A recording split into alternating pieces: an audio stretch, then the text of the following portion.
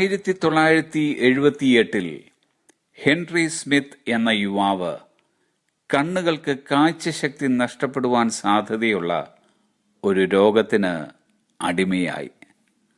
സാമ്പത്തിക പരാധീനതകൾ മറ്റൊരു വശത്ത്.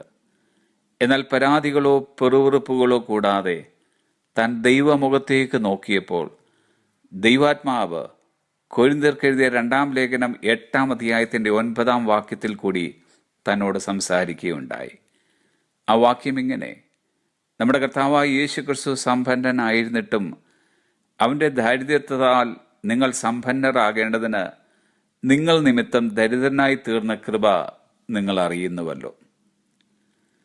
യേശു കർത്താവ് തനിക്ക് വേണ്ടി സ്വർഗത്തിലെ മഹിമ വെടിഞ്ഞ് ഈ ലോകത്തിൽ കടന്നു വന്ന് താൻ സമ്പന്നനാകേണ്ടതിന് ദരിദ്രനായി തീർന്ന ആ മഹാകൃപയെ ഓർത്തപ്പോൾ തനിക്ക് ദൈവത്തെ സ്തുതിക്കാതിരിക്കുവാൻ കഴിഞ്ഞില്ല.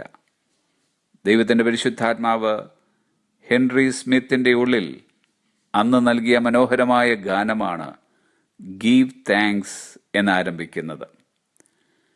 ഒരു വശത്ത് തന്നെ തളർത്തുന്ന പലവിധമായ സംഗതികൾ നിൽക്കുമ്പോൾ തന്നെ കർത്താവ് തനിക്ക് വേണ്ടി നിർവഹിച്ചു കഴിഞ്ഞ നന്മകളെ ഓർത്തപ്പോൾ ഹെൻറി ഇങ്ങനെ പാടി: and now let the week say I am strong, let the poor say I am rich, because of what the Lord has done. നമ്മളെ ബലഹീനതകളെയും നമ്മളെ താഴ്ചയുടെ അവസ്ഥകളെയും നോക്കി പരിതപിക്കാതെ നമ്മുടെ ആത്മാവിന് വേണ്ടി യേശു കർത്താവ് ചെയ്തു കഴിഞ്ഞ ശ്രേഷ്ഠമായ നന്മകളെ ഓർത്ത് നാം ദൈവത്തെ സ്തുതിക്കുന്നവരായിരിക്കണം. പലരും തങ്ങളുടെ ബലഹീനതകളെയും താഴ്ചകളെയും മാത്രം നോക്കുമ്പോഴാണ് ക്ഷീണിച്ചു പോകുന്നത്. എന്നാൽ ഒരു ക്രിസ്തു വിശ്വാസി മറ്റുള്ളവരിൽ നിന്നും വ്യത്യസ്തരായിരിക്കണം.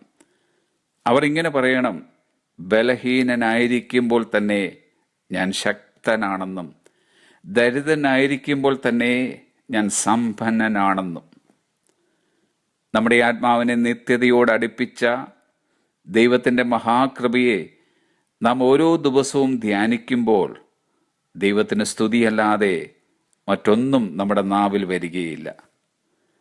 ബലഹീനതകളും താഴ്ചയുടെ അവസ്ഥകളും ഒരു വശത്ത് കിടക്കട്ടെ, നമുക്കിങ്ങനെ പറയാം: I can do all things through Christ who strengthen me. എന്നെ ശക്തനാക്കുന്നവൻ മുഖാന്തരം ഞാൻ സകലത്തിനും മതിയാകുന്നു. Have a blessed day.